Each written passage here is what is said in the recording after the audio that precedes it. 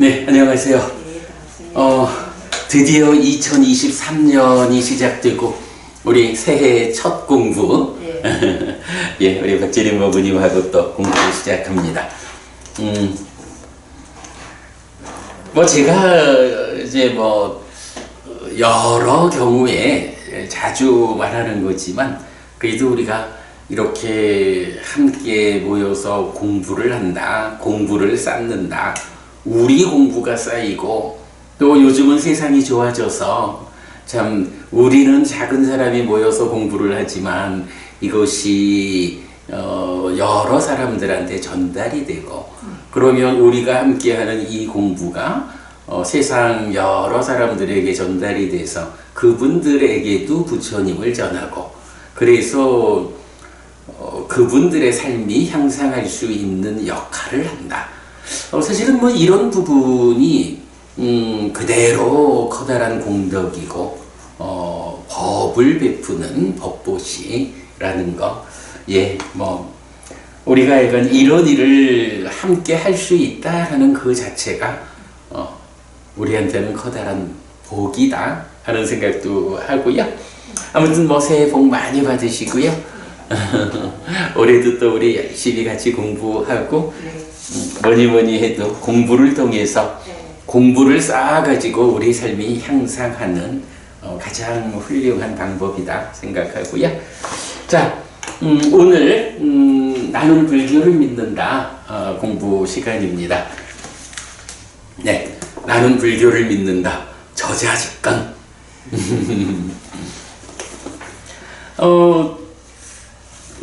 이제 뭐 우리가 겨우 이제 선행과정 공부 마치고 책에 들어가서 책의 본 내용 이전에 이제 책에 시작하는 부분, 그래서 세상에서 얻기 어려운 5가지 보배에 대해서 공부했고요. 부처님께 인사하는 방법 했고, 삼기의 의지처인 부처님 가르친 성자들을 이렇게 보았고요. 그리고는 이제 이어가지고 부처님과 가르침과 성자들이 의지처다. 그래서 우리가 의지처인 부처님에게로 나는 갑니다. 의지처인 가르침, 의지처인 성자들에게로 나는 갑니다. 이렇게 우리가 삼기의를 근본으로 한다고요. 네. 뭐 뒤에 보겠지만은 누가 불교 신자요? 라고 말할 때 이렇게 삼보에 비의하는 의지처인 불법승 삼보에게로 가는 사람, 이런 사람이 불교 신자다 라고 정의가 되고요. 뭐 우리 아침 독송할 때도 이제 뭐 마하나마경 이렇게 해서 이제 그 정의가 나오거든요. 그래서 이제 우리가 삼귀의에 이어가지고 그렇다면 의지처인 부처님 가르침 성자들은 누구인가? 라는 부분을 지금 공부 시작했죠. 네. 자, 그래서 붓다누사띠 불수념, 부처님을 계속해서 기억하기라고 해서 이제 열애구덕. 부처님을 대표하는 개념은 열애라는 말이거든요. 그럴 때에 이제 이 열애라고 불리우는 부처님이 9가지의 덕성을 가지고 있다라는 부분이죠. 제가 자주 하는 말이지만 그 제자들 입장에서 우리 스승이신 부처님은 이런 분이요 라고 9가지 관점으로 부처님한테 올려드리는 내용이 아니죠. 네. 부처님께서 당신 스스로 나는 이런 깨달음을 가진 사람이야 라고 해서 당신의 깨달음을 9가지의 측면, 9가지 덕성으로 우리들한테 가르쳐 주시는 그 내용이죠. 지지난주 해서 우리가 9가지 덕성 중에 첫 번째 아라한, 두 번째 정등각, 세 번째 명행적, 첫 주에 요 3가지 덕성 공부했고요. 네. 그 다음에 이어서 지난 연말 마지막 수업에서 선서 세간해 무상조장부 이렇게 보았어요. 그리고 이제 남아있는 것이 천인사, 불세전이라는 3가지 덕성이 남아있어서 오늘 간단하게 그 새 덕성을 좀 살펴보고요. 그리고 나면 이제 그렇게 되면 이제 부처님이 누구길래 의지처이냐 하는 부분은 공부를 마치는 거죠. 네. 그러면 이어서 왜 가르침이 의지처인가? 의지처가 되는 이 가르침은 어떤 가르침인가? 라는 그 법에 대한 이야기, 그 가르침을 계속해서 기억하는 그 이야기를 오늘 공부하도록 하겠습니다. 자, 그래서 이제 보면 이제 10페이지죠. 네. 사타 대와 마누사낭 해서 신과 인간의 스승인 천인사, 이기에 사타 대와 마누사낭입니다. 이렇게 했어요. 우리가 지난주에 아누따로 뿌리사 담마 사라티 요 말이 그 중국 쪽에서 한역할 때는 무상사 조어장구 두 개로 나누어서 해석을 했기 때문에 열의 10호, 그래서 10가지 이름, 또 9가 아니라 11이 됐었잖아요. 그런데 이제 사실은 뭐 이 아누따로 뿌리사 담마 사라티도 그렇고 사타 대와 마누사낭도 그렇고 이게 대부분 용례가 이띠비소 바가와 아라항 삼마삼부또 하는 이 열애의 9가지 덕성으로 대부분 나온다고요. 그런데 세간해에서도 특별하게 로히타사경 같은 경우 그 우주의 세상의 끝을 걸어가 보려고 하지만 못 가고 그러나 세상의 끝에 닿아야 중생들의 삶의 영역 이 세상 끝에 닿아서 넘어져야 되는 이런 부분을 특별하게 함께 쓰이지 않고 독립적으로 나타나는 경우에 그 의미를 우리가 알 수 있잖아요. 그와 마찬가지 지난주에도 깨시경 같은 경에서 이렇게 그 말조련사에 견주어 가지고 그 조어장부 그러니까 말이 아니라 사람을 길들이는 이런 사람인데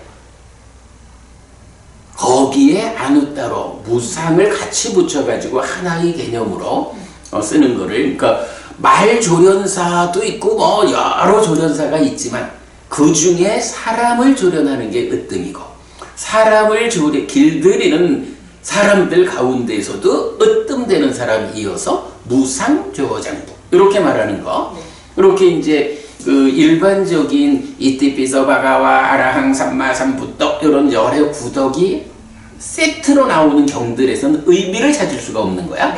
그런데 지난번에도 깨시경 같은 이런 경이 보면 9가지를 다 말해주는 게 아니라 무상조어장부 하나만 딱 나타나는 이런 경우에 이제 그 의미를 우리가 보잖아요.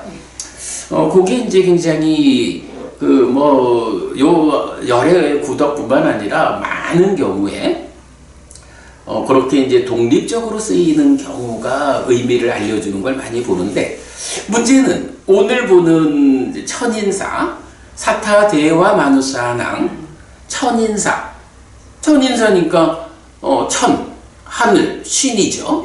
신과 인간의 스승 이래 되거든. 근데 세상이라는 거는 지옥, 축생, 아귀, 인간, 천상 이래 있잖아요. 지옥 중생도 있고 축생, 짐승도 있고 아귀들도 있고 그리고 인간과 신들이 있잖아. 그러면 허부님 생각에는 어때요? 부처님 같은 분이면 지옥 중생한테도 스승의 역할을 하고 짐승이나 아귀한테도 스승의 역할을 해야 하지 않을까? 근데 왜 부처님은 당신을 이런 모든 중생들의 스승이다 이렇게 말하지 않고 천인사 인간과 신이라고 하는 요 제한적인 범주를 가지고 내가 그들의 스승이야 이렇게 말씀하실까? 이게 좀 어려운 거예요. 그래가지고 제가 우리 이제 좀 전에 말씀드렸듯이 뭐 깨시경 같으면 무상조어장부를 하나로 막 표현해주는 뭐 이런 게 된다거나 로히타사경 같으면 세간해라는 곳이 그 세상의 끝 뭐 이래가지고 설명이 되잖아. 이런 독립적인 용례가 있으면 왜 모든 중생의 스승이라고 안 하고 천인사라고 했을까? 이 답을 좀 찾을 수 있을 텐데 아무리 찾아봐도 뭐 온갖 방법으로 검색을 해봐도 천인사는 이 열의 구덕의 세트로 나오는 경우 말고 독립되어 나오는 경이 없더라고요. 뭐 이렇게 그 독립된 경이 없을 때는 어떻게 그 의미를 알아야 할까? 뭐 이건 뭐 다른 방법이 없지 뭐. 우리가 니까야를 그러니까 부처님 살아서 직접설한 가르침을 전체적으로 꿰어서 이해를 하면 그 가운데에 부처님이 당신을 스승이다 라고 말하면서 왜 모든 중생들의 스승이라 안 하고 밑에 그러니까 사막처럼 빼고 인간과 신들의 스승이라고만 말했을까? 하는데 답을 그 문제에 대한 답을 우리가 알 수 있겠죠. 경을 전체로 꿰어서 보면. 그래가지고 이 사타대와 마누사낭 신과 인간의 스승인 천인사라는 요 덕성에 대해서는 한 가지로만 생각을 하면 될 것 같아요. 우이독경이란 말이 있잖아. 소귀의 경을 읽어주면 소가 알아먹나.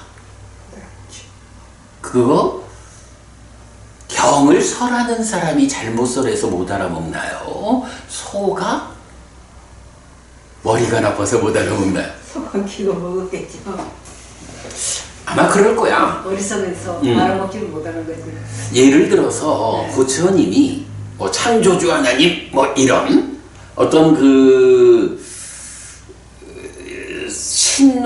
신화적으로 뭐 신격화된 어떤 이런 존재라 하면 뭐 세상의 모든 생명들한테 뭐 그냥 다 말하면 듣겠지 뭐 이렇게도 말할 수가 있을 거예요. 그런데 부처님은 그런 어떤 신격화되는 존재가 아니잖아. 인간으로 태어나서 인간으로의 삶의 완성. 근데 인간으로의 삶의 완성의 경지가 신들이라고 하는 그 존재들의 경지보다도 더 높은 거지. 이래서 이제 완성된 인간으로의 완성자라고.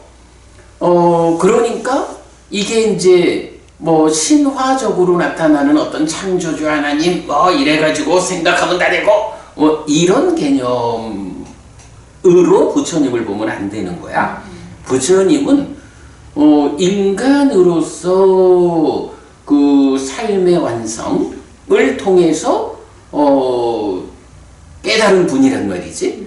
그랬을 때 이 부처님은 그런 어떤 신격화된 허구적인 능력 요렇게 접근해서는 안 되는 존재야. 아니 뭐 말을 하자면 부처님이 신통력을 행사할 수도 있죠. 뭐 그러하지만 그러나 부처님을 완전히 뭐 다른 종교에서 말하는 창조주 하나님처럼 이래가지고 그 부처님한테 기도만 하면 모든 게 되는 것 같고 뭐 이런 식으로 접근하지 않아야 한다라는 걸 우리가 늘 말하는 이유가 부처님은 그런 어떤 허구적인 신화적 삶을 가르치는 사람이 아니라고. 오직 인간으로의 나 또는 뭐 중생이라는 이 중생 세상에 속한 모든 존재들의 삶을 있는 그대로 사실 그대로 보완했기 때문에 이제 제자들한테 어떻게 삶을 보면 그 삶이 이런 뭐 신격화되는 이런 허구적인 쪽으로 잘못 가가지고 사실과 괴리되는 데 따른 괴로움을 만들지 않고 어떻게 사실 그대로의 삶에 부합한 사실을 실천하는 사람이 될 거냐? 그래서 괴로움을 만들지 않을 거냐? 이게 부처님의 깨달음이고 부처님의 가르침이거든요. 근데 그런 측면으로 우리가 부처님을 보아야 하는 거야. 그래서 일단은 요점적으로 허구적인 신화적인 관점으로 부처님을 보지 않아야 한다. 부처님은 인간으로서 그 삶의 문제를 완전히 해결하고 깨달아 윤회에서 벗어난 이런 분이다. 라는 이 사실적 관점에서 이제 부처님을 봐야 하는 거예요. 그러면 이제 여기서 그 답에 대한 대답을 우리가 찾을 수 있는 거야. 우이독경 이러면은 아니 내가 아무리 열심히 잘 공부해가지고 뭐 부처님 말씀을 그대로 읽어준다 라고 해도 손은 보잖아. 이게 만약에 부처님이 그런 허구적인 신화적인 존재라 하면 부처님 말씀을 읽어주면 아무리 소라 해도 그 말씀이 가지는 위력에 의해 가지고 귀가 열리고 이래 해야 될 거 아니야. 근데 사실은 못 그렇잖아. 그 관점의 차이예요. 그래서 이런 그 중생들의 삶의 현실을 사실 그대로의 관점에서 보면 기본적으로 이런 삶이라는 거, 내가 세상을 만나는 이야기, 내가 마음이 몸과 함께 세상을 만나는 이야기에 어떤 문제들이 있어가지고 괴로움이 생길까? 어떤 방법을 가지고 어떤 방법을 배워 알고 실천하는 일을 통해서 내가 세상을 만나는 이 이야기 가운데에 괴로움을 만들지 않을까? 이게 공부지 뭐. 그런데 문제는 그런 이야기 사실은요 요만한 아이한테 네가 마음이 몸과 함께 세상을 만나는 가운데에 이런 문제가 있어서 괴로움이 생긴다라고 말해주면 아이들이 그거 듣고 할 수 있을까? 모르죠. 아이들이 성장해야 되잖아요. 그죠? 성장하고 공부를 통해서 최소한 삶이 무엇인지 삶에 대한 어떤 관점을 가지고 정말 성자의 말씀을 듣고는 그대로 그걸 이해해가지고 뒤따를 수 있는 자기의 인식 능력, 자기의 공부 능력이 갖추어져야 그때 가능한 거잖아. 그 말귀는 그렇게 못 알아먹을 수 있어. 행동을 하는 거는 애들이 어렸을 때부터 바로 보고 하더라고. 그거는 이제 자기 수준에서 행동으로 따라할 수 있는 만큼을 하는 거지. 그런데 그 아이가 그렇게 따라 배우는 거가 그러니까 어른들이 참되게 살아야 되지 않을까. 그렇죠. 그거는 맞지. 다만 이제 제가 지금 하는 이야기는 그 아이가 자기가 보고 따라서 흉내내면서 사실 애들이 크는 게 뭐 그렇게 보고 흉내내면서 익혀가는 거잖아요.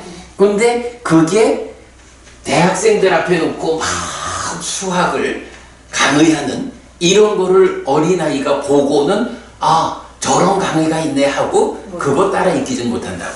그게 내 능력에서 얼마만큼을 받아들이고 흉내낼 수 있느냐 이런 거잖아. 그러니까 아이가 할 수 있는 한계가 있다고.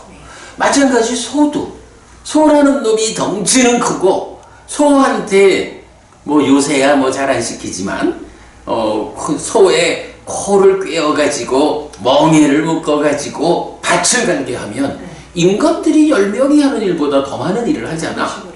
그런데 문제는 그런 몸으로 힘쓰는 일은 잘할 수가 있지만 소의 삶이 이렇게 힘든 거란다.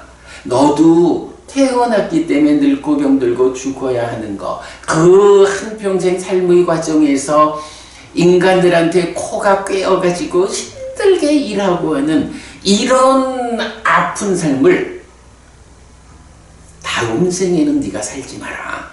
네가 다음 생에는 이렇게 소로 태어나가지고 그 힘든 삶을 살지 않으려면 주목해라. 너가 부처님 가르침을 이렇게 배워야 되는 거예요. 산다라는 거 이게 뭐냐 하면 네 몸뚱아리도 있지만 네 마음이라는 것도 있거든. 뭐 이러면서 소한테 그 이야기를 가르치면 소가 사람 10사람 몫에 땅을 가는 일을 하는 그 능력처럼 부처님 말씀을 딱 듣고는 머리가 깨는, 그래서 참으로 내가 다음 생에는 서로 태어나지 않아야겠다. 다음 생에는 최소한 인간으로는 태어나야겠다.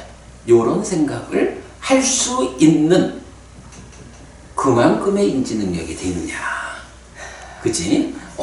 사실은 어린아이보다도 그런 점에서는 더 낮을 수도 있잖아. 네, 그렇죠. 우이독경 얘기를 좀 많이 하는데, 경에서 보면 이제 사막처에 떨어지면 안 된다. 네. 하면서 특히 이제 축생 이야기를 예를 많이 들어요. 우리 눈에 보이는 생명이니까.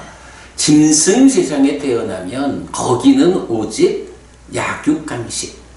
어떻게 배를 줄이지 않고 잘 먹고 생명을 유지할까? 이것이 그들의 본능적인 삶의 질서야. 그거밖에 없다. 이래 되거든. 그 짐승들이 정말로 내가 이런 짐승의 삶을 반복하지 않을 거예요 라고 삶에 대해서 고민하고, 어찌하면 내가 다음 생에는 인간으로 태어날 수 있을까? 그거 배워가지고 실천하고, 이런 능력이 안 된다고. 부처님이 만약 우리 허구적인 신화적인 관점, 신격화된 부처님 이런 측면으로 본다면 우리 또 그런 얘기도 많이 있잖아. 부처님도 그렇고 그 고승들도 가다가 짐승들을 보면 짐승들이 저 높은 그 도력에 감화되고 이런 얘기 많이 하잖아. 사실은 경에는 거의 그런 말이 없어. 경에는 부처님이 이제 깨달은 분으로서 가지는 특별한 능력을 이제 말할 수는 있지만, 이렇게 기본적으로 인식 능력이 미치지 못하는, 공부 능력이 미치지 못하는 낮은 존재들에게 가르침을 설해서 그들을 깨달음으로 이끄는 이런 경우는 언급이 없는 거야. 그래서 이제 개도 안 될까요, 개?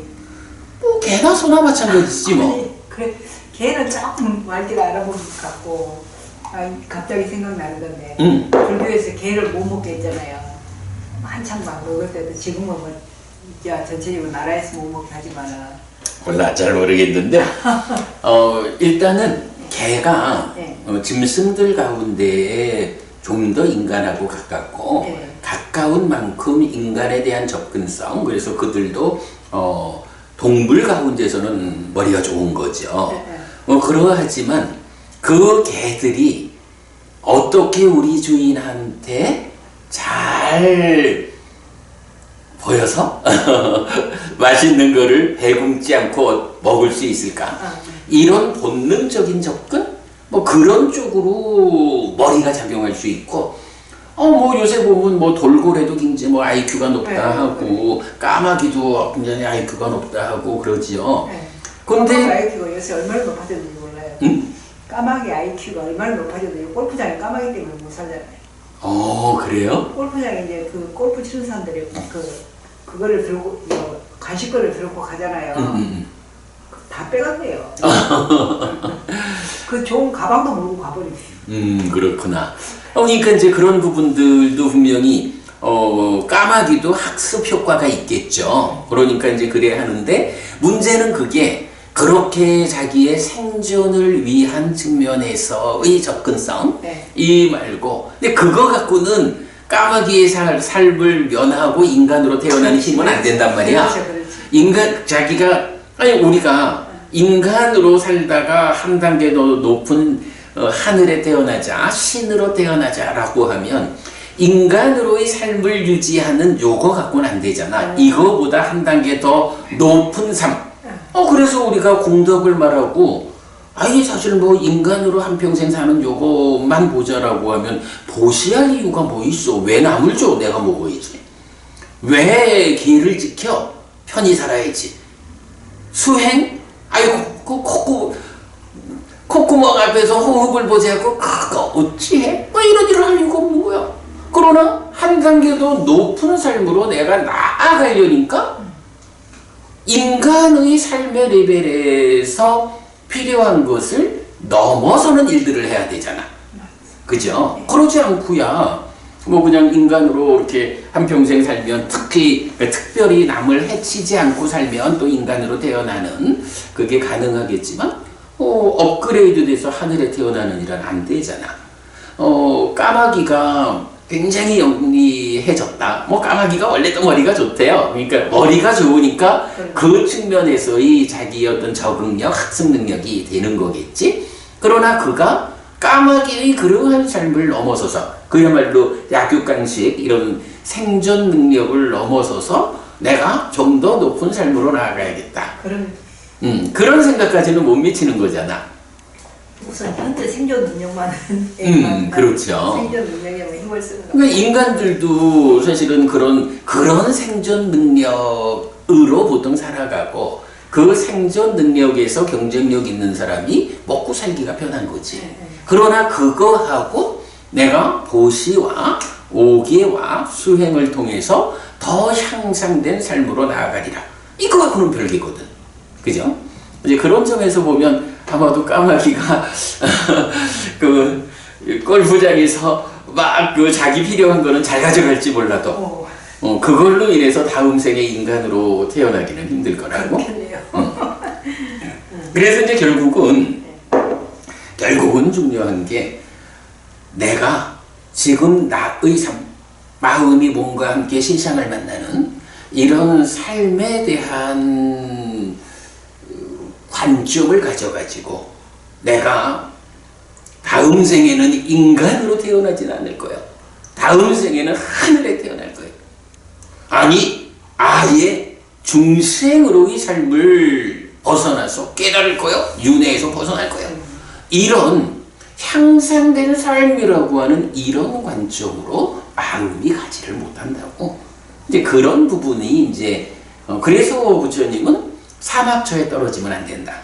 한번 사막처에 떨어지면 이미 그게 사실은 이제 몸이 가지는 제약이라는 게 있는 거지.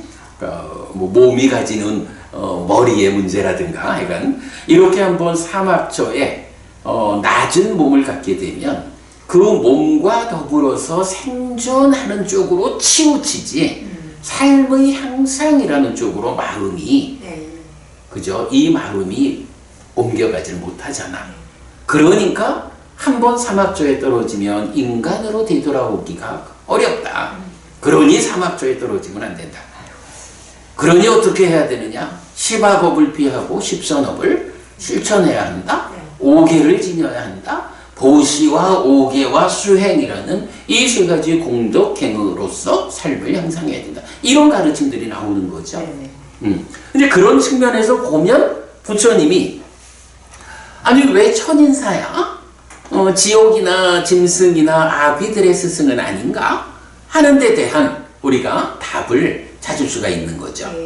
부처님이 제가 오늘 반복 말하지만 어떤 허구적인 신화적 신격적인 존재라고 거짓으로 부여를 하면 뭐 다 할 수 있겠지만 사실과 부합한 삶을 이끄는 부처님의 깨달음 이 측면에서는 이제 그게 중요한 거예요. 듣는 사람의 입장에서 얼마만큼 부처님 가르침을 수용할 수 있느냐.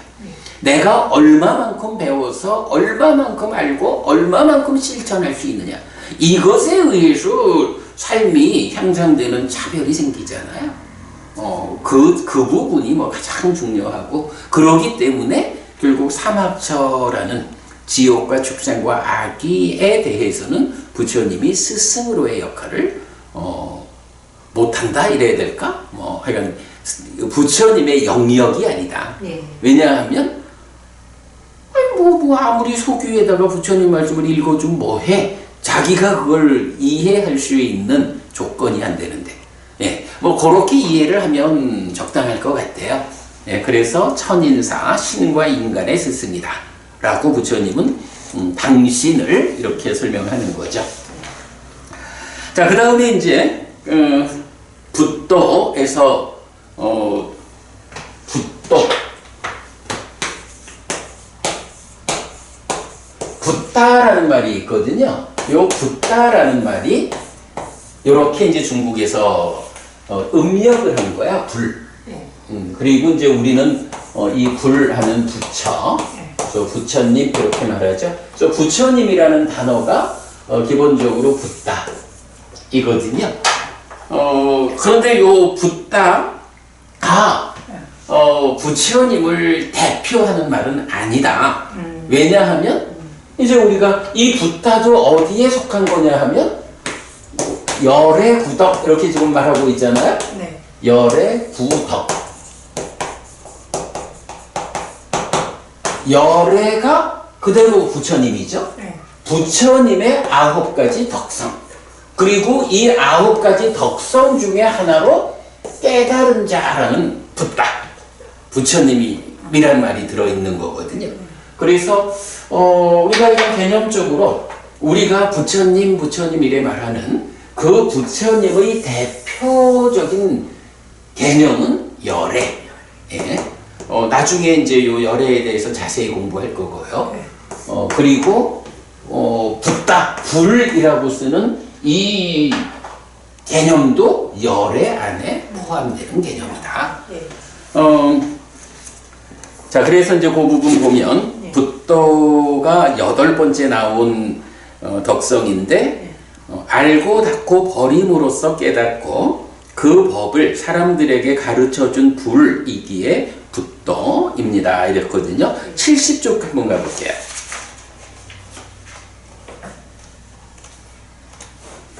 70.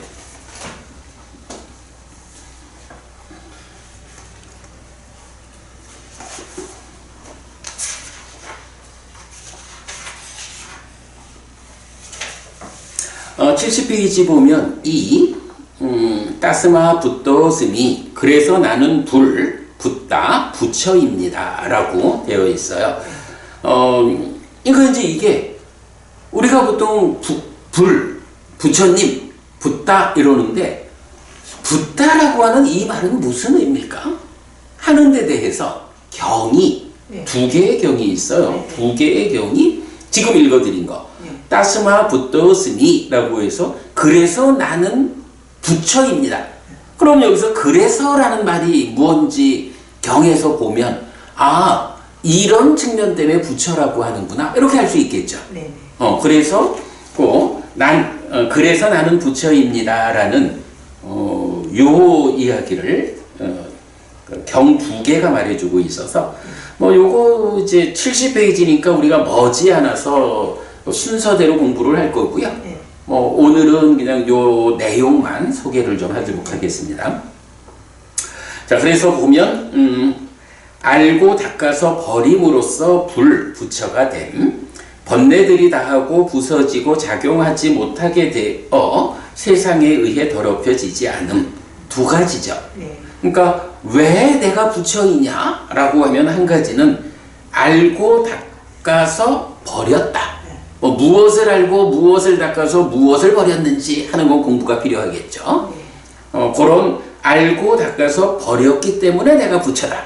요게 한 가지고 그 다음에 또 한 가지는 번뇌들이 다하고 부서지고 작용하지 못하게 되어 세상에 의해 더럽혀지지 않는다.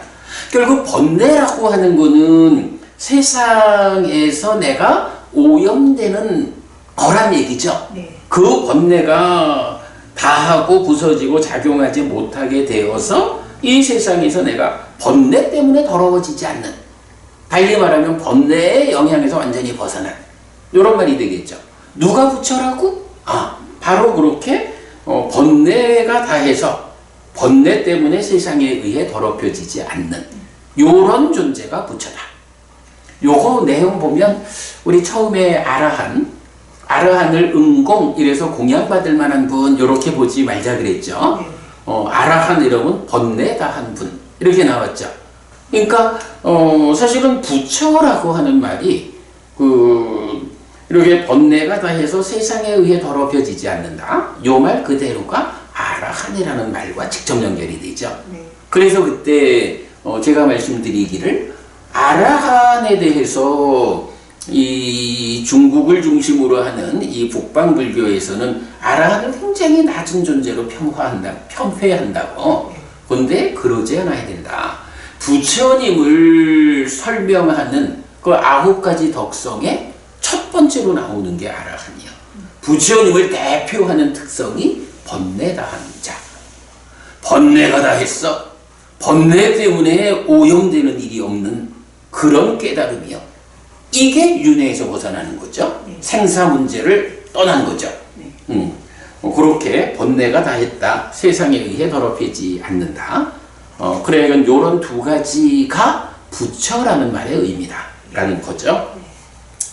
자, 1. 마지막 니까야 91, 브라흐마 유경 92 또는 KN 5.331인데 이건 수다니빠따 얘기예요. 수다니빠따 33번 셀라경. 요 세 개의 경에서 나는 실답게 알아야 하는 것을 실답게 알았고 닦아야 하는 것을 닦았고 버려야 하는 것을 버렸습니다. 그래서 바라문이여 나는 붓다 부처입니다. 라고 하는데 실답게 알아야 하는 것은 오치원이고 괴로움이고 닦아야 하는 것은 팔정도고 고멸도고 버려야 하는 것은 가래여서 고집이고 불은 열반의 시련이어서 고멸이다. 그리고 이제 그 내용을 그림으로 하나 그려놨죠. 심층적 사성제 이랬는데 요런 내용들은 하여간 오늘은 이렇게 부처님에 대해서 요런 얘기가 있다라는 것만 보여드리고 나중에 진도를 나가면서 순서대로 공부를 할 때 자세히 설명하도록 하겠고요. 자, 그 다음에 2번이 안구따라 니까야 네세 모음의 36 도나경이에요. 신으로 태어나게 하거나 하늘을 나는 간다포가 되게 하거나 약화가 되게 하거나 인간이 되게 하는 그런 번뇌들은 나에게서 다하고 부서지고 작용하지 못하는 상태가 되었습니다. 아름다운 백년이 물에 의해 더럽혀지지 않는 것처럼 나는 세상에 의해 더럽혀지지 않습니다. 그러므로 바라문이여 나는 부처입니다. 앞에서 소개한 딱 그 내용이죠. 네. 도나경에서 왜 부처인가? 라고 할 때 이렇게 번뇌가 그러니까 내가 번뇌다 하나라 아니요? 요 얘기죠.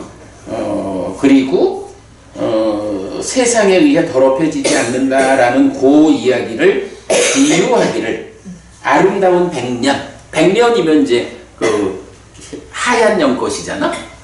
요 하얀 연꽃이 물에 의해 더럽혀지지 않는 것처럼 해서 이제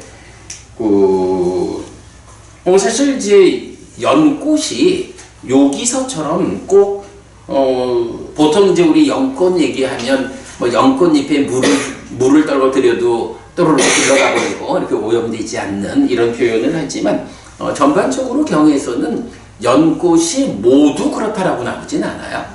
어떤 연꽃은 물속에서 자라고 뭐 이런 식으로 이제 나오는데 개 중에 보면 이렇게 그 아름다운 백년이 물에 의해 더럽혀지지 않는 요게 이제 뭐 불교 연꽃이 불교를 상징한다라고 하는 그 측면은 요 측면을 말하는 거죠.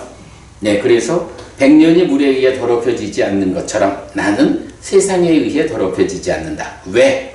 번뇌가 다 했기 때문에. 이렇게 그래서 따스마 붓도스미 그래서 나는 부처입니다 라는 요 두 개의 경우 살펴보았어요. 그러니까 부처라는 말은 그렇게 적어야 된다 라는 것만 보고 나중에 책 진도 나갈 때 자세히 설명하도록 하겠습니다. 자, 그 다음에 이제 마지막 9번째 덕성이 바가와라고 됐어요. 바가와 이러면 이게 이제 단어 자체가 가지는 의미는 뭐 영어로 하면 뭐 fortunate 이래 되는데 운 좋은, 행운의 이런 말이에요. 그러니까 운 좋은 사람, 행운이 가득한 사람 이런 말이거든 원래. 근데 이제 그 뭐 운 좋다, 행운이 있는 이제 이런 문자적인 의미로 바가와를 직접 쓰는 것은 아니고요.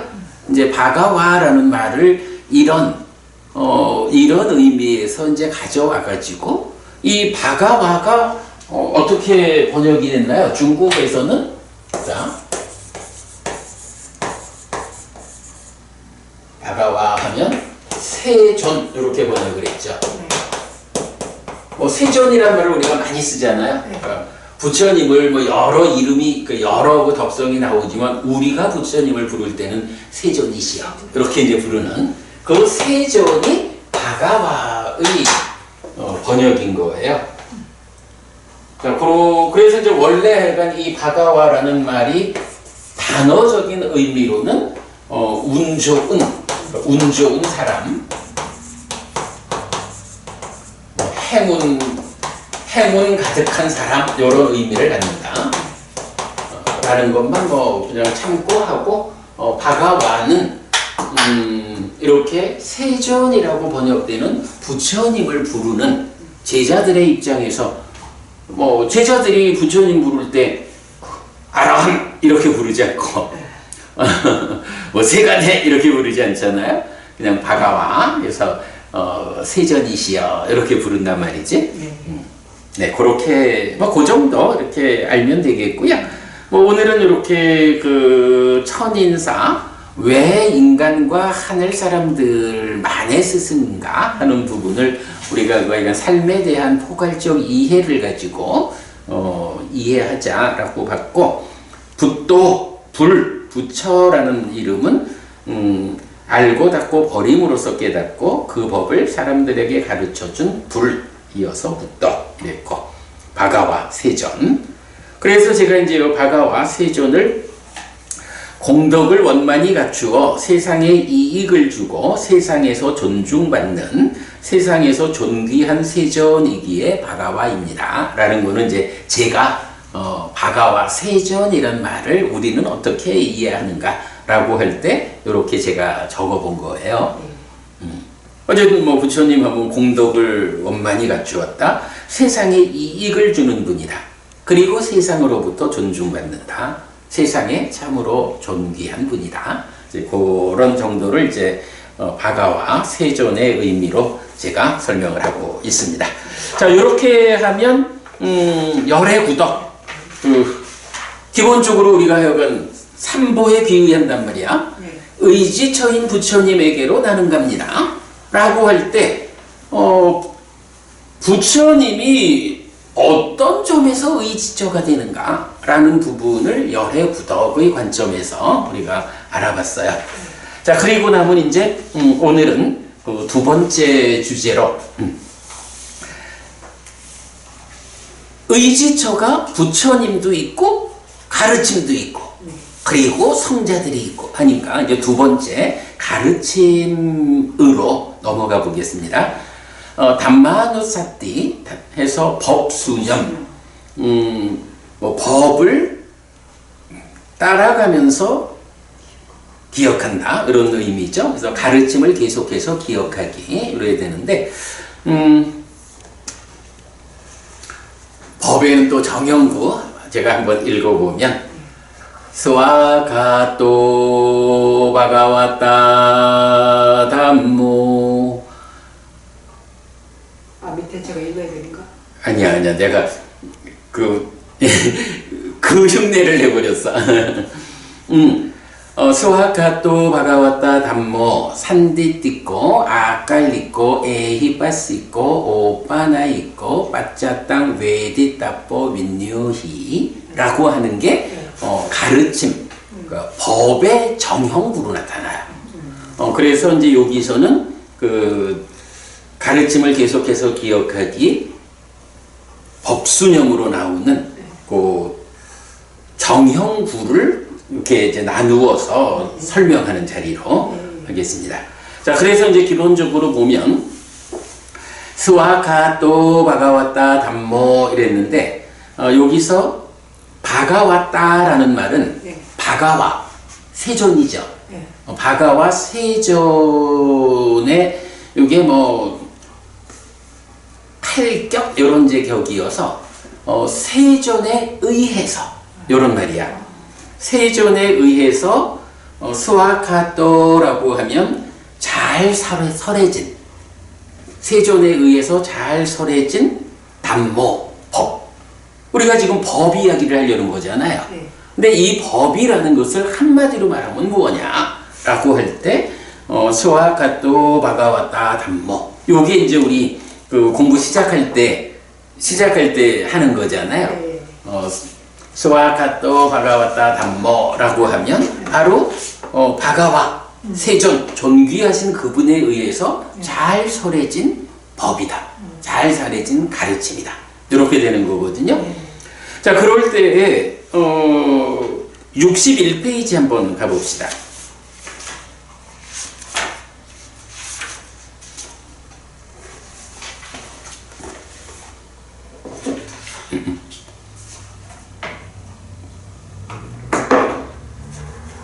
자, 61페이지 부처님의 좋은 명성 이랬거든요. 네. 그런데 참으로 그분 곧다마 존자에게는 이런 좋은 명성이 퍼져 있습니다. 이렇게 그분 세존께서는 모든 번뇌 떠나신 분, 스스로 완전한 깨달음을 이루신 분, 밝음과 실천을 갖추신 분, 진리의 길 보이신 분, 세상 일을 모두 훤히 아시는 분, 어리석은 이도 잘 이끄시는 위 없는 분, 천상과 인간의 스승, 깨달으신 분, 존귀하신 분이시다라고. 열의 구덕이죠. 예. 그는 신과 함께하고 마라와 함께하고 범천과 함께하는 이 세상과 사문 바라문과 함께하고 신과 사람과 함께하는 존재를 스스로 실답게 안 뒤에 실현하고 선언합니다. 천인사의 고관점이죠. 그는 처음도 좋고 중간에도 좋고 끝도 좋은 의미를 갖추고 표현을 갖춘 법을 설하고 온전하게 완전하고 청정한 범행을 드러냅니다. 참으로 그런 아라한을 뵙는 것은 좋은 일입니다. 라고. 요게 이제 일반적으로 누군가가 우리 마을에 부처님이 오셨어. 부처님을 가서 인사를 드리는 게 좋은가? 하면 이제 어떤 사람들은 뭐 중이 하나 왔는데 찾아가. 이런 사람도 있고. 그럴 때 이제 어떤 사람들이 아니야.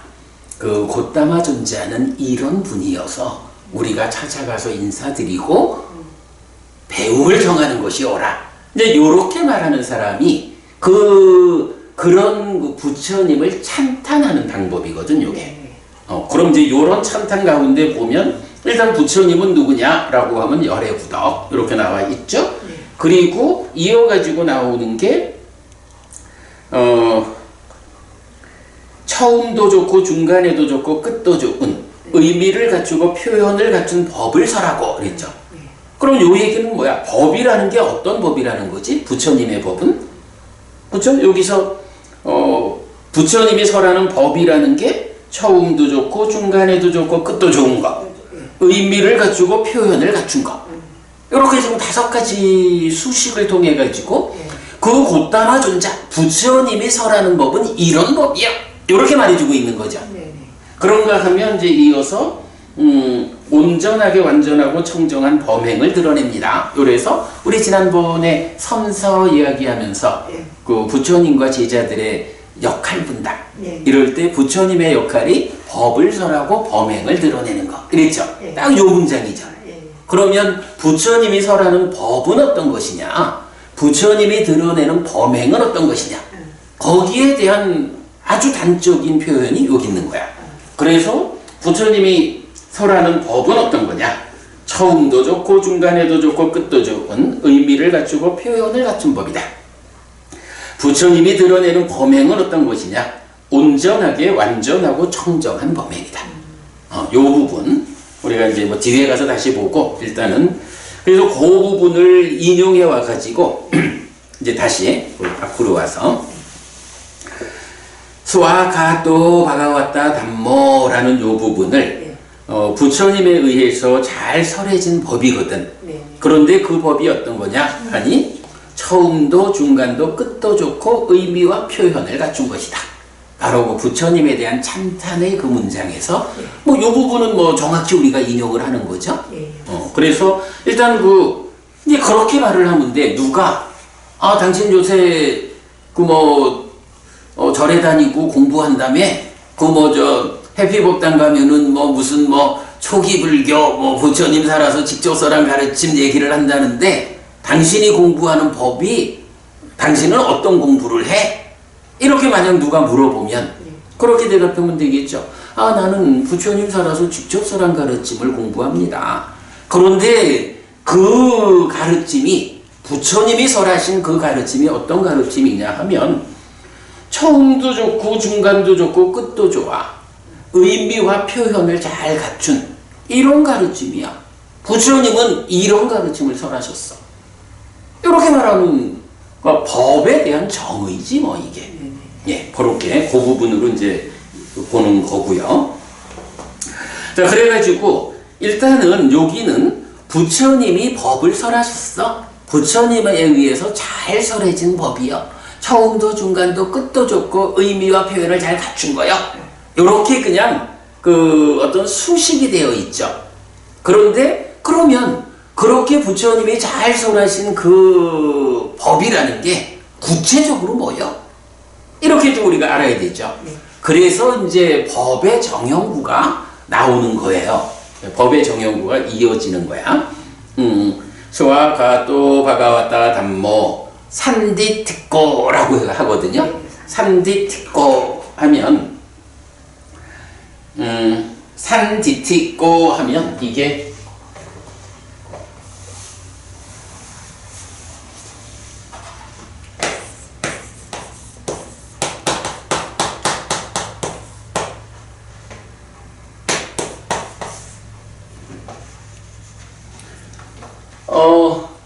DT 하면은 이게 이제 뭐 견해 이렇게도 나오지만 봄 이런 거야. 보는 거야.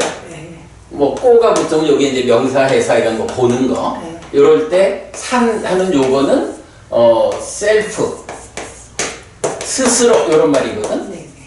그래서 봄 보여짐 아닌가 스스로 보이는 거. 이런 의미가 돼요. 이게 뭐 이제 빨리어는 어쨌든 그 한문하고는 조금 차이가 있게 이제 우리말식이니까 단어가 그렇게 다 분해가 되는 거야.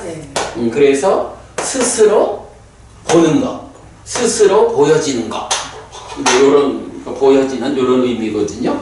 그래서 제가 그거를 어떻게 표현했냐 하면 자기를 감추지 않아서 눈을 가진 사람에게 스스로 보이는 법이기에 산디특고입니다. 그렇게 했어요.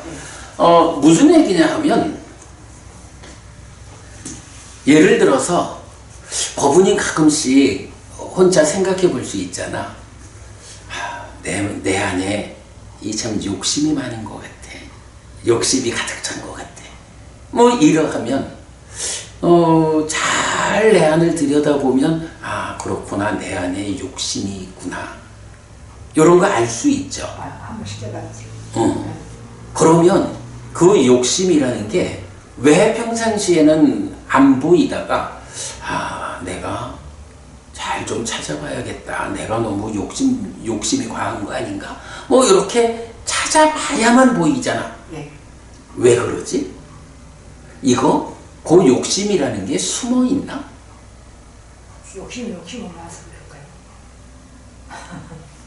아, 나는 그 얘기가 아니고 일단 요 욕심이 내가 아이고 박재림 씨 보지 못하게 내가 숨어야지 이래가지고 못 보는 건가? 아니면 뭐 내 관심이 거기에 가지 않으니까 그냥 욕심이 내 안에 있어. 관심이 안 욕심은 그냥 있는데 내가 관심을 갖지 않아서 못 보는 요런 얘기가 뭐냐 하면 어떤 거든지 다 그냥 난 여기 있습니다 하고 스스로 자기를 감추지 않아. 다만 누군가가 보기 위한 조건을 갖추지 못하면 못 보는 거야. 그런 의미. 그래서 그 부분 때문에 제가 자기를 감추지 않아서 눈을 가진 사람에게 스스로 보이는 법이다. 그죠? 박은 법원님도 내가 정말 욕심이 좀 과했네. 뭐 내 안의 욕심을 깨닫는다 이런 말씀하셨지만 그건 뭐요? 욕심이라는 게 스스로를 감추는 것 같으면 내가 눈을 가지고 찾아봐도 안 보일 거 아니야. 근데 자기를 스스로 감추지 않고 나는 그냥 있어. 당신이 눈이 있으면 나를 볼 거고 당신이 눈이 없으면 나를 못 보는 거야. 뭐 이런 상황. 바로 그런 이야기를 산디티꺼 스스로 보이는 것이야. 자기를 감추지 않아. 네, 이런 의미로. 그러니까 부처님이 설명하는 가르침이 이렇다. 또 이거는 이제 부처님 가르침이라는 게 뭐 내가 세상을 만나는 이야기 이거니까 나를 구성하는 거, 세상을 구성하는 거 이것도 다 가르침의 범주 안에 있죠. 그러니까 가르침도 그렇고 세상에 존재하는 어떤 것들이든 다 그것들은 이렇게 스스로 보여지는 것이야. 눈이 있는 사람은 봐. 이런 교육의 중요성 이래 되겠죠. 이제 그런 부분을 산디띠꺼라고 말하고 있고요. 그 다음에 아깔리꺼 하면 시간의 개념을 넘어선 법이어서 아깔리꺼입니다. 이랬는데 요거는 이제 두 가지로 보통 해석을 해요. 시간을 넘어섰다 이렇게도 표현을 하고 아니면 시간이 걸리지 않는다 즉시적이다. 그 두 가지로 이제 설명을 하는데 부처님 가르침이 그렇다는 거야. 내가 이 가르침을 배워서 알고 실천을 하면 그 가르침의 실천을 통해 가지고 내 삶이 향상하는데 시간이 안 걸려. 아니 이게요. 우리 방금 그 얘기도 좋다. 내 안에 욕심이 있어. 근데 내가 그 자기를 감추지 않는 거지만 그쪽에 내가 관심을 갖지 않아 가지고 내가 욕심을 보는 눈을 가지지 않아 가지고 못 보면 내 안에 욕심이 있는데 욕심을 내가 보완하지 못하면 어떤 일이 뒤따라? 그 욕심에 의해서 악업을 짓잖아. 욕심 때문에 악업을 지으면 그로 인해서 내가 괴로움을 만들고 겪어야 한다고. 그런데 내가 눈이 있는 자가 돼가지고 딱 보았어. 이런 욕심이 내 안에 있네. 이 욕심이 행위로 연결되도록 방치하면 큰일 나. 이래가지고 그 욕심을 방어를 하면 악업을 짓지 않고 괴로움을 만들지 않잖아. 그런데 그때 내가 보았느냐 보지 못했느냐 요 차이는 있지만 보았다라고 하면 본 그 순간 바로 내가 안 돼. 악업을 지을 수 없어. 이렇게 대응할 수 있잖아. 내가 내 안에 있는 욕심을 보고 그것에 대응해가지고 내 행위를 제어하는데 시간이 걸리나? 시간이 안 걸리는 거야. 보면 막을 수가 있는 거야. 보지 못해서 못 막지. 그러니까 보는 즉시 이렇게도 말할 수 있고 이거는 보느냐 보지 못하느냐 이런 보았느냐 보지 못했느냐 이 문제에 의해서 보지 못하면 괴로움이 생기고 보면 괴로움이 소멸한다. 이런 문제지 여기에 시간이라는 개념이 없죠. 시간이라는 개념이 적용되지 않는 것이다. 요게 시간을 넘어선. 사실 이제 그 물리학계에서는 시간이라는 것을 굉장히 중시하잖아요. 세상이 돌아가는 거, 인간의 삶이라는 게 사실은 시간이라는 게 원래 없다. 그런데 인간들이 시간이라는 개념을 만들어 가지고 그 시간에 묶여 가지고 시간이 흘러가는 대로 늙고 죽고 사실은 시간이라는 것을 가장 그 근본에 두고 물리학자들은 이제 말을 하거든요. 그런데 부처님 가르침은 그런 인간들이 개념적으로 만들어내는 시간이라고 하는 이것에 제한되지 않는 시간을 넘어선 가르침이다. 이런 의미예요. 그러니까 두 가지로 시간이 걸리지 않는다. 시간이라는 개념에 제약되지 않는 가르침이다. 진리이기 때문에. 이제 그런 그 부분을 아깔리꺼라고 해서 여기서도 이제 깔리꺼라는 요 말이 시간이란 말이고요. 아라는 것은 그 부정어여서 시간을 넘어선 또는 뭐 시간이 걸리지 않는 이런 거고요. 그 다음에 이 히파시꺼 하면 에히라는 말은 이제 오라 이런 말이고, 그러니까 컴 이런 말이에요. 컴. 그리고 빠시꼬 이러면 이제 빠시꼬가 보다 이런 말이거든요. 봄 이런 말이야. 그러니까 와서 보라 이런 말이죠. 와서 보라 하는 이야기는 뭔가? 이게 이제 사실은 어찌 보면 산디 띠꼬 감추지 않는다라는 것과 좀 비슷한 개념이 될 수 있는데, 근데 이제 산디 띠꼬는 자기를 감추지 않는다. 눈이 있으면 볼 거고 눈이 없으면 못 봐. 이런 얘기라면 이제 에히파시꼬라는 거는 와서 보라 이렇게 말하는 거야. 그럼 이제 와서 보라.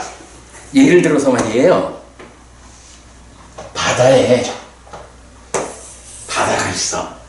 바다가 이제 바다 표면도 있고 쭉 좀 들어가서 해저 100m, 1000m, 10,000m 막 이렇게 깊어질 거 아니야. 그 물고기들이요 표면에서 사는 물고기들 있잖아. 보통 하여간 그 인간들의 하여간 어부가 잡는 이렇게 이제 표면에 있는 물고기들이 있고 한 100m쯤 속에서 살아가는 물고기들도 있잖아요. 더 깊은 건 1000m쯤, 10,000m쯤 이렇게 깊은 곳에 가도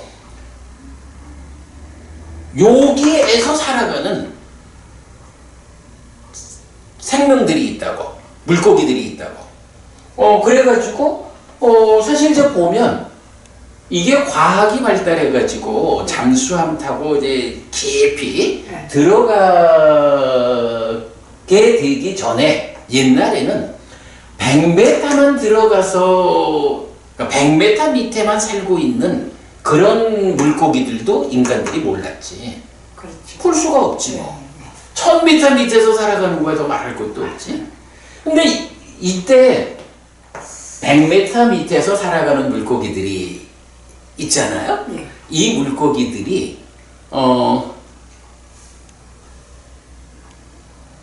뭐 특별히 다른 목적을 가지고 거기서 사나? 그거 아니라고. 물고기들은 자기들의 어떤 몸의 구조, 폐 활량의 문제, 또 압력과 이런 하여간 다양한 물리적인 이런 조건들 때문에 자기들이 살아가기에 최적의 조건이 바다 밑 100m 속인 거야. 이 100m 밑에서 사는 물고기들을요, 이거 이렇게 그 바다 표면으로 데려다 놓으면 죽잖아.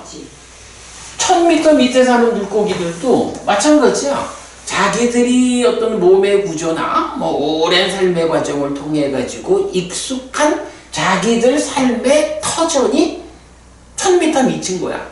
10,000m 밑도 마찬가지야.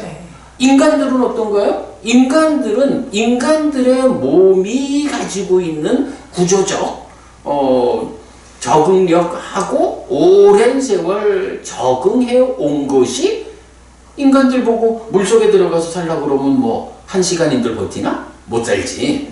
근데 그렇게 이제 다 제각각 자기들대로의 그 삶의 자리가 있다고. 이럴 때 이제 한면으로는 내가 요 100m 밑에서 사는 거 인간들아 보지마 하고 숨으려 그런 거 아니요.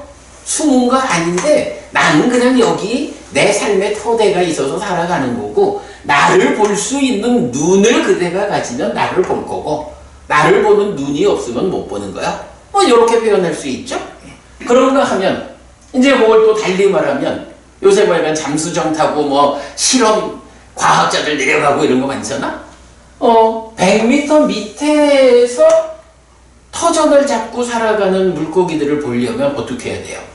우리가 잠수정을 타고 내려가야 되잖아. 여기 사는 물고기들의 입장에서는 나를 보고 싶어? 나는 이렇게 올라가면 못 살거든?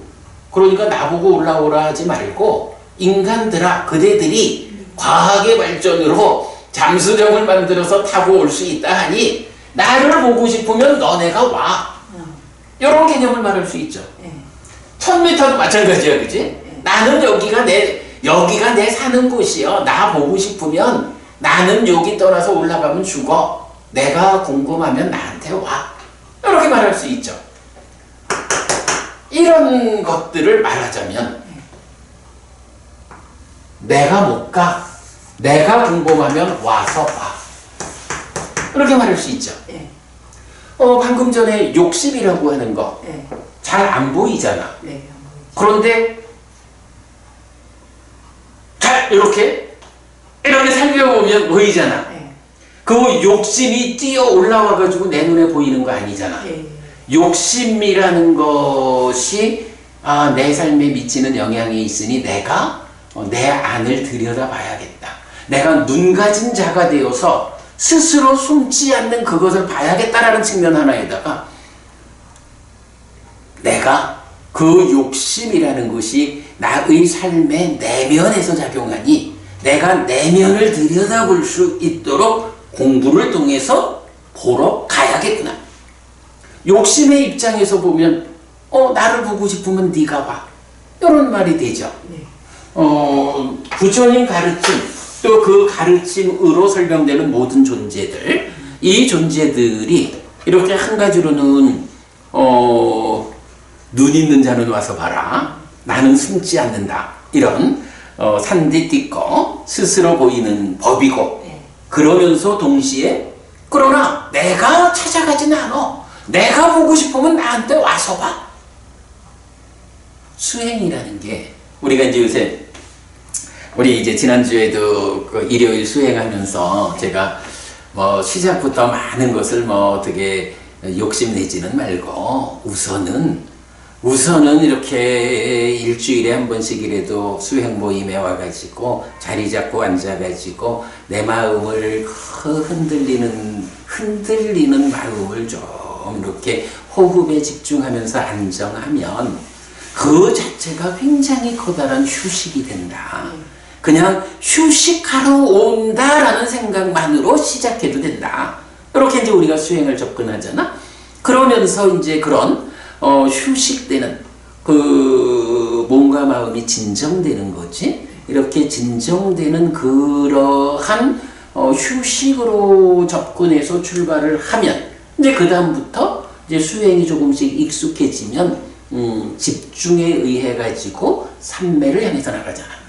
그러면 삼매를 성취하는 그 과정에 뭐 5가지 장애라든가 뭐 이런 그 우리 삶의 부정적인 것들을 평상시에는 뭐 어떤 그 욕심내는 이런 거 내가 못 보고 사니까 욕심 부리고 그러니까 괴로움을 만들잖아.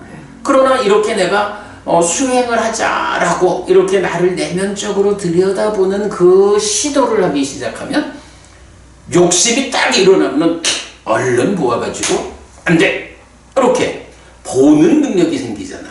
뭐 그걸 삿띠라고 하고 그런 거지만 이렇게 숨지 않는 자를 내가 눈이 생겨가지고 보는 요 측면이면 산디디고 그런데 이게 그렇게 이제 5가지 장애에서 이제 좀 표면적인 영역이 있는 거는 좀 쉽게 볼 수가 있지만 이제 좀 더 깊은 곳에서 작용하는 탐진치라든가 번뇌라든가 족쇄라든가 이제 다양한 그 마음의 오염원들이 이거는 정말 마음이라는 바다의 저 깊은 곳에 있는 것들이 있다고.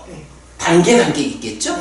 그러면 이 단계 있는 것들을 방치해 두고는 내 마음의 오염을 해결하지 못하잖아. 그러니까 내가 수행을 통해서 삼매를 성취하고 삼매라는 집중 위에서 찾아 들어가 가지고 나의 내면의 저 깊은 곳에서 꿈틀대고 있는 이 오염원들을 발견해서 해소해야겠다. 이렇게 수행이라는 것이 진행되는 거잖아. 그 수행이 뭐예요? 결국은 나 있는 대로 너 올라와 이게 아니라고 저 깊은 곳에서 작용하는 번뇌요, 탐진치요, 가래요, 무명이요 이런 것들 이런 것들로 내가 수행을 통해서 내가 찾아가는 거잖아. 이게 수행이고, 그러기 때문에 부처님 수행에서는 이 바른 삼매라고 하는 이 개념이 중요하다고.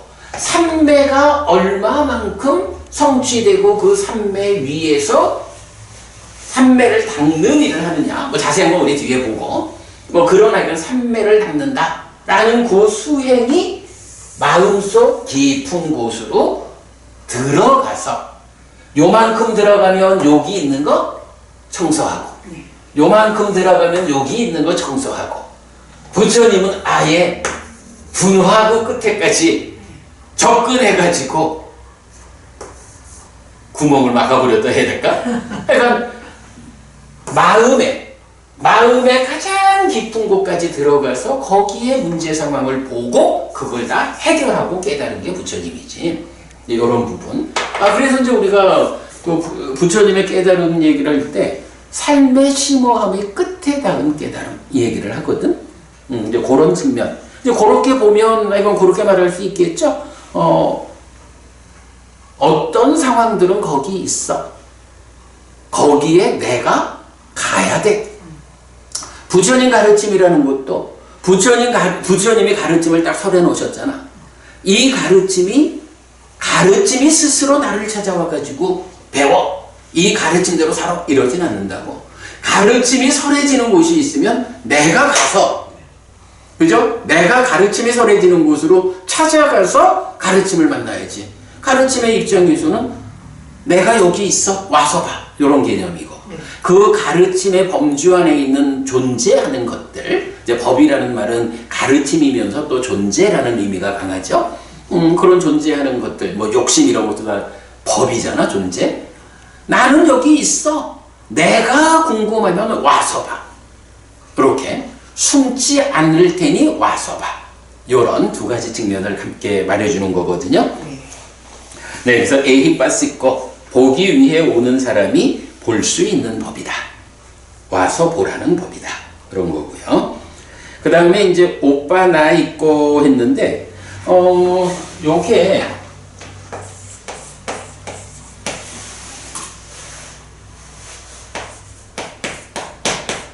요렇게 적었는데, 제가 이런 책을 쓸 때, 보통 요렇게 안 쓰는데 어떻게 요걸 썼어? 요 말도 틀린 말은 아니야. 요렇게도 발음이 되는데, 보통은 요게, 오빠 내 있고라고 해요. 오빠 내 있고, 요렇게 이제 발음을 하는 게 보통인데, 제가 지금, 그러면서도 오빠 나 있고라고도 발음을 해. 요게 주로 태국 쪽에서 오빠 나 있고, 이런 식으로 발음을 하고, 스리랑카나 미얀마 쪽에서는 오빠 내 있고, 이래 하는데, 이건 제가 책을 적을 때 이 태국적인 발음으로 마음이 가서 적었나 봐요. 근데 오빠 내 있고라는 게, 그러니까 우리가 이제 공부하는 빨리 원전에서는 오빠 나 있고가 아니고 오빠 내 있고로 나와요. 그 부분은 참고하시고요. 그럴 때 이제 이 오빠 나 있고, 오빠 내 있고, 요 말은 뭐냐 하면 삶을 향상으로 이끈다라는 말이에요. 그러니까 부처님에 의해서 잘 설해진 법이 이렇게 스스로 보이는 법이고, 시간의 개념을 넘어선 법이고, 와서 보라는 법이요. 그런데 바로 이런 스스로 보이고 시간을 넘어섰고 와서 보라는 그 법에게로 내가 눈을 가지고 시간에 제약받지 않고 가서 보는 이런 일을 하면 어떻게 되느냐? 내 삶이 향상한다. 그래서 삶을 향상으로 이끄는 법이다. 이렇게 오빠네 있고, 이건 뭐 단어 자체가 그 의미예요. 그 다음에 빠짜땅 외디따뽀 윈유히라고 했는데, 빠짜땅이라는 게 이제 개별적인 거, 제각각인 거, 이런 말이고, 외디따뽀는 알아야 한다, 알려져야 한다, 알아야 한다, 이런 말이고, 윈유히 하면, 윈유라는 말이 이제 지혜로운 자, 현명한 자, 이런 말이거든요. 그리고 민유희 하면 지혜로운 자에 의해서 이렇게 되는 거예요. 그래서 저는 그래서 그거를 이제 이런 이야기지. 내가 얼마만큼 지혜로우냐에 따라서 내 마음이라는 바다에 100m쯤 내려갔을까? 100m쯤 내려가면 개별적으로 우리가 함께 이게 아니고 법부님은 법부님대로 얼마를 내려가고 나는 나대로 얼마를 내려가는 거야. 이런 제각각 개별적으로 내려가는데 얼마만큼 내가 얼마만큼의 공부를 통해서 얼마만큼 지혜로워졌느냐에 따라서 법부님 100m 갔을 때 나는 그래도 법부님처럼 그 일을 하지 않고 공부하는 사람이니까 나는 200m는 내려가야 되겠지? 1000m 내려갈까? 이렇게 제각각이고 얼마만큼 공부하느냐 수행하느냐에 따라서 그 자기가 확보하는 성취하는 지혜만큼 100m도 가고 1000m도 가고 10,000m도 간다. 요런 의미를 말하는 게 빠짜땅 외디 따뽀 민유희 개별적으로 지혜의 성취만큼 알 수 있는 법이다. 이렇게 되는 거예요. 자, 그래서 일단 의지처가 부처님도 의지처고 가르침도 의지처고 성자들도 의지처인데 그 중에 가르침은 어떤 것이냐라고 할 때 바로 부처님이 설한 가르침이야. 부처님에 의해서 잘 설해진 법이야. 가르침이야. 그런데 그 가르침이라고 하는 게 아까도 그 표현했지만 허구적이고 신화적인 이런 거 아니거든. 우리 삶의 이야기, 내가 세상을 만나는 이야기, 이게 가르침이기 때문에 이러한 가르침이라는 것은 그대로 나와 세상에 대한 존재하는 나, 존재하는 세상, 이런 존재 자체를 설명하고 있거든. 그래서 법이라고 하는 것은 뭐 가르침 이렇게도 되고 문맥에 따라서 그 존재하는 거 이렇게 이제 보아도 되고 그래요. 그래서 여기는 부처님 가르침이 이렇다. 그 가르침이 존재들에 대한 이야기다. 라고 해서 방금 설명드린 부처님에 의해서 잘 설해진 법은 뭐 가르침은 이래도 되고 가르침에 의해서 설해진 존재는 이렇게 봐도 되고 자기를 감추지 않는 거요. 눈을 가진 사람에겐 스스로 보이는 법이야. 산디띠코. 이거 시간의 제약이 없어. 물론 즉시라는 의미도 되고 시간이라는 그 인간들에 의한 개념화된 제약을 받지 않는 뭐 이런 의미 알깔리고 시간을 넘어섰다. 이히빠시고 어쨌든 내가 가진 않아 네가 와서 봐. 내가 궁금해 네가 와. 이런. 근데 요거는 사실은 굉장히 중요한 게 세상 그러니까 산다는 게 그렇잖아. 어떤 문제가 있을 때 야, 네가 좀 스스로 없어져라. 왜 내 삶에 문제를 일으키니? 이런다고 해서 없어지는 건 없다고. 삶에서 다양하게 생겨나는 이 문제들은 결국은 내가 주인공이 되어서 내가 가서 문제에 부딪혀가지고 풀어야 되잖아. 네, 이렇게 와서 보라는 법이다 라는 의미고 이렇게 이런 법들에 접근을 하면 삶을 향상으로 이끈다. 어떻게 향상으로 이끌리느냐? 개별적으로 자기가 얼마만큼 공부했느냐 수행했느냐 그래서 얼마만큼 지혜로워졌느냐에 따라서 그 성취가 차별된다. 그래서 지혜로운 자에 의해 그러니까 지혜로운 자에 의해 알려지는 법이다. 이렇게 보면 되죠. 자, 오늘 이렇게 이제 그 가르침에 대한 이야기를 했고요. 시간이 좀 다 됐네 벌써. 오늘 제가 드린 교재가 있어요. 좀 전에 제가 그 오른쪽에 놔드렸던 거거든. 그 위에 있는 거 아닐까? 제목이 우빠워나 스스로 보이는 것 겸. 죄송합니다. 자, 경 두 개가 있는데 뭐 시간이 다 됐으니까 쭉 한번 읽어보겠습니다. 네. 35번 상류따 70번 우빠와나 스스로 보이는 것 경. 여기서 우빠와나는 이름이고 네. 스스로 보이는 것 하는 게 산디띠까 이렇게 되죠. 그때 우빠와나 존자가 세존에게 갔다. 한곁에 앉은 우빠와나 존자는 세존에게 이렇게 말했다. 대덕이시여, 스스로 보이는 법, 스스로 보이는 법이라고 불립니다. 대덕이시여, 어떤 점에서 법은 스스로 보이는 것이고 시간을 넘어선 것이고 와서 보라는 것이고 향상으로 이끌고 지혜로운 이들에게 개별적으로 알려지는 것입니까? 지금 본 그대로죠? 이게 법의 정형구야. 우빠와나여, 여기 비구는 안으로 색을 보면서 색을 경험하고 색탐을 경험한다.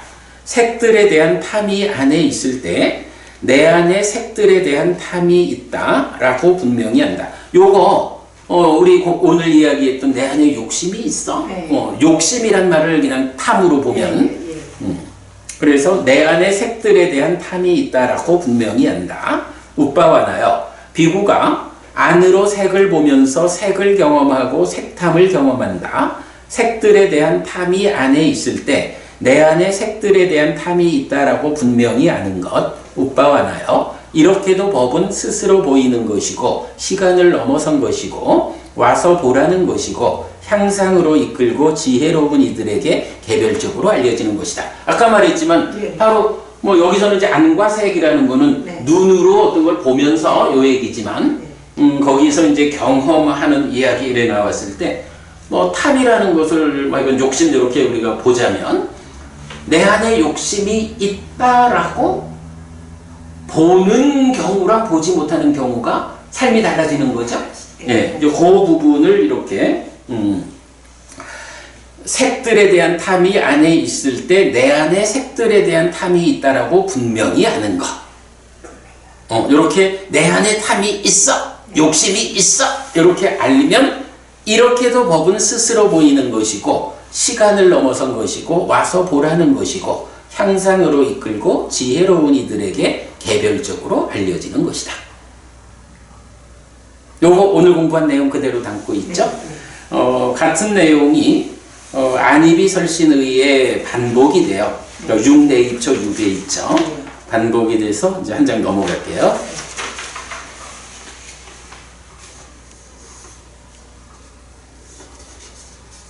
제일 밑에 오면 우빠와나여, 여기 비구는 안으로 색을 보면서 색은 경험하지만 색탐은 경험하지 않는다. 요건 뭐야?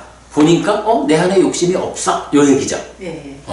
그러니까 욕심 때문에 불타오를 때는 얼른 내 안을 들여다봐가지고 내 안에 이렇게 욕심이 있구나 라고 보아내는 일이 중요하고 그래야 막아내지. 그런데 그러니까 평상시 불타오르지 않을 때 그때도 뭐 수행을 하면서든가 이렇게 내 안을 들여다보니까 내 안에 욕심이 없구나 이렇게 보는 거야 이제. 여기 비구는 안으로 색을 보면서 색을 경험하지만 색탐은 경험하지 않는다. 색들에 대한 탐이 안에 없을 때 내 안에 색들에 대한 탐이 없다라고 분명히 한다. 우빠와나여, 비구가 안으로 색을 보면서 색은 경험하지만 색탐은 경험하지 않는다. 색들에 대한 탐이 안에 없을 때 내 안에 색들에 대한 탐이 없다라고 분명히 아는 것. 우빠와나여, 이렇게도 법은 스스로 보이는 것이고 시간을 넘어선 것이고 와서 보라는 것이고 향상으로 이끌고 지혜로운 이들에게 개별적으로 알려지는 것이다. 없으니까 숨어서 안 보이는 게 아니고 그럼 이 얘기는 뭐죠? 있었잖아. 있었는 게 없어졌어 하는 얘기는 뭐야? 있는 거를 이렇게 공부의 과정, 수행의 과정을 통해서 계속 깊이까지 더 깊이 없애는 과정을 거쳤으니까 마지막에 없는 상태가 된 거죠. 그렇게 이렇게 향상하는 거. 스스로 자기를 감추지 않고 스스로 보이는 것인데 안 보여. 그 얘기는 뭐야? 이제 완전히 없어졌어. 소멸되게. 이제 그런 부분으로 보면 되겠죠. 네. 자, 그게 이제 안이비설신의 반복돼요. 그래서 이렇게 법의 정형구가 안이비설신의로 색성향 미촉 법을 인식하고 경험하면 그 경험, 여기서 이제 수지, 느낌 수, 그 경험을 대상으로 내면에서 인식이 진행되면서 상이작용해서 무명과 탐진 이렇게 이제 만들어진다고. 그럴 때 느낌을 경험하면서 그 연장선상에서 탐이 생겨나는 요런 탐을 경험하고, 느낌은 경험하지만 연장선상에서 공부의 힘으로 더 탐이 생겨나지 않게 됐어. 해탈된 삶. 요런 부분을 설명하고 있고요. 자, 한 장 넘겨보겠습니다. 경이 하나 더 있거든요. 3번, 안붙다라니까요. 세세 모음의 56번. 꺼진 것 경이래요. 요 닛붙다 이랬는데, 우리 요즘 독송할 때 보면 불탄다는 얘기를 많이 하죠. 이제 불이 꺼진 상태. 요거를 열반이라는데, 닛붙다라는 것은 꺼졌다, 꺼진 것 요런 말이에요. 의미상으로는 뭐 열반 이래 보면 되죠. 그때 자누손이 바라문이 세존에게 왔다. 와서는 세존에게 절한 뒤 한곁에 앉았다. 한곁에 앉은 자누손이 바라문은 세존에게 이렇게 말했다. 곧다마 존자시여, 스스로 보이는 열반, 스스로 보이는 열반이라고 불립니다. 곧다마 존자시여, 어떤 점에서 열반은 스스로 보이는 것이고 시간을 넘어선 것이고 와서 보라는 것이고 향상으로 이끌고 지혜로운 이들에게 개별적으로 알려지는 것입니까? 요거 스스로 보이는 법 대신에 스스로 보이는 열반 이랬죠. 근데 제가 계속 말하지만 법의 정형구, 법이라는 건 부처님 가르침이기도 하고 그 가르침 자체가 내가 세상을 만나는 이야기, 존재하는 것들에 대한 사실을 가르쳐주는 요거잖아. 그런데 동일한 개념으로 이제 스스로 보이는 법이 아니라 스스로 보이는 열반, 열반이라는 법을 말하는 거죠. 꺼진 거, 열반. 꺼진 거라는 말이 뭐야? 탐진치의 불이 꺼진 거지. 탐진치의 불이 꺼지면 그 꺼진 상태를 열반이라고 말하고, 그 열반이라고 하는 그 법, 요 얘기죠. 그러니까 스스로 보이는 법에서 법 중에 특히 열반이라는 탐진치의 불이 꺼진 상태를 딱 이 경은 주제로 하는 거지. 예. 그러면서 이제 법의 정형구를 말했어요. 그랬더니 바라문이여, 육회해하고 탐에 의해 억눌리고 소진된 심을 가진 자는 자신을 해치는 의도도 하고 남을 해치는 의도도 하고 둘 모두를 해치는 의도도 하고 심에 속한 고통과 고뇌도 경험한다. 탐이 버려질 때 자신을 해치는 의도도 하지 않고 남을 해치는 의도도 하지 않고 둘 모두를 해치는 의도도 하지 않고 심에 속한 고통과 고뇌도 경험하지 않는다. 이렇게도 바라문이여, 열반은 스스로 보이는 것이다. 요건 무슨 얘기야? 그러면 열반이 스스로 보인다라는 이거는 탐에 억눌리고 소진된 심을 가진 자가 자신도 남도 둘 모두를 해치고 그래서 마음에 속한 고통과 고뇌를 경험하는 요런 어떤 것들이 이 마음의 바다에 어떤 것들이 있는 상태를 말하고 있죠. 그러면서 이어서 탐이 버려질 때라는 건 뭐야? 그 자리에 있는 것들이 버려졌다. 이렇게 표현하는 거죠. 우리 좀 전에 욕심이 없는 상태가 되듯이. 그래서 결국은 탐이 버려져서 나도 남도 둘 모두를 해치는 삶을 살지 않고 그래서 마음에 속한 고통, 고뇌를 경험하지 않는 것. 요게 뭐냐? 그런 상태가 실현되면 그게 열반이다. 그래서 스스로 보이는 열반. 이렇게 표현하는 거죠.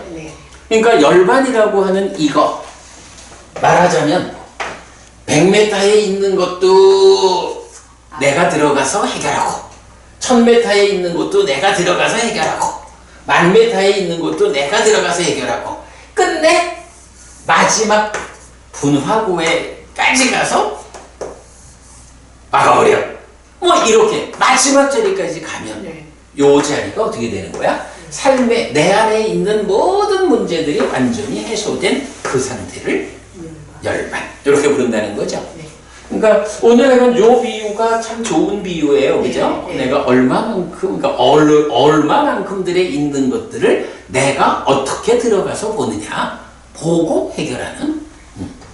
이렇게 이제 열반이라는 거 결국은 모든 것이 해결된 그 상태인데 이게 동일한 이야기가 불쾌해하고 하면 진에 대한 이야기고 열중하고 치에 의해 억눌리고 소진된 심을 가진 자는 자신을 해치는 의도도 하고 남을 해치는 의도도 하고 둘 모두를 해치는 의도도 하고 심에 속한 고통과 고뇌도 경험한다.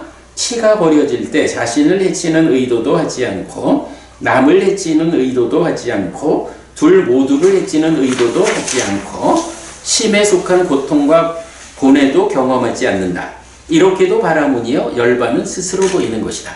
결국은 탐진지의 불, 탐진지가 있을 때 그 불타오르는 고통과 고뇌, 이것이 탐진지가 버려졌을 때, 탐진지가 없는 상태. 탐진지라는 게 어쨌든 삶의 제일 끝에 있는 문제잖아. 네.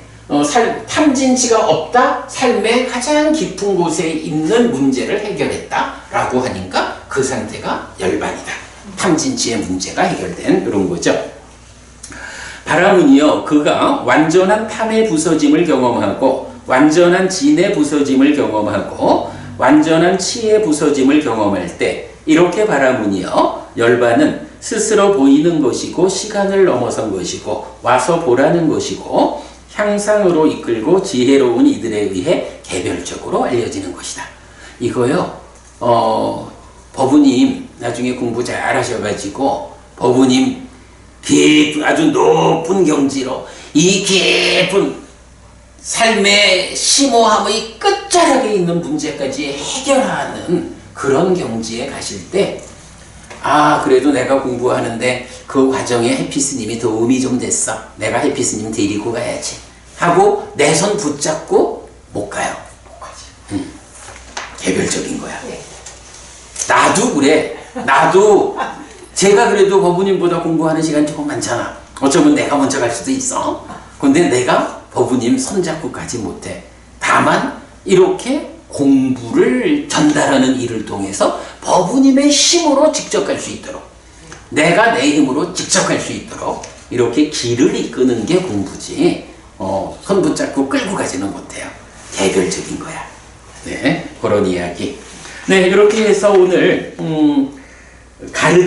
의지적인 가르침은 어떤 것인가 하는 것을 공부했고 어쨌든 가르침이기도 하고 가르침이 설명하는 그 존재 이런 우리 삶에 대한 뭐 모든 거 이렇게 보면 되겠죠. 네, 그렇게 공부하고 경 2개를 통해서 의미를 확인했습니다. 이렇게 마치겠습니다. 수고하셨습니다. 그래도 우리 새해 첫날이 아니지 새해 첫 수업. 네. 새해 첫 수업 아주 중요한 공부 잘했고요. 삼마삼부토 바가와 스와카토 바가와타 담모 수파티판노 사와카 상고띠 세조는 정등각이시다. 세조로부터 법은 잘 설려졌다. 제자들의 상가는 잘 실천한다.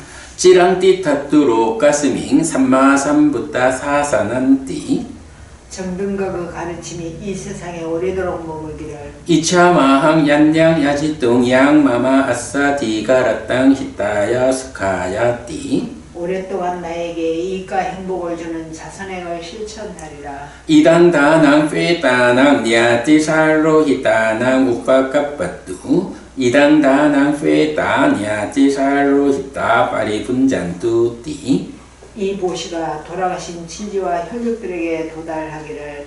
이 보시를 돌아가신 친지와 혈육들이 사용하기를. 오늘도 우리가 훌륭한 법의 등을 함께 달았습니다. 이 법의 등의 공덕이 오랫동안 여러분들에게 이익과 행복으로 함께 하기를 바랍니다. 또한 오늘의 이 법보시의 공덕이 여러분 생각하시는 그분들에게 도달하고 사용되기를 바랍니다. 수고하셨습니다. 수고하셨습니다. 감사합니다.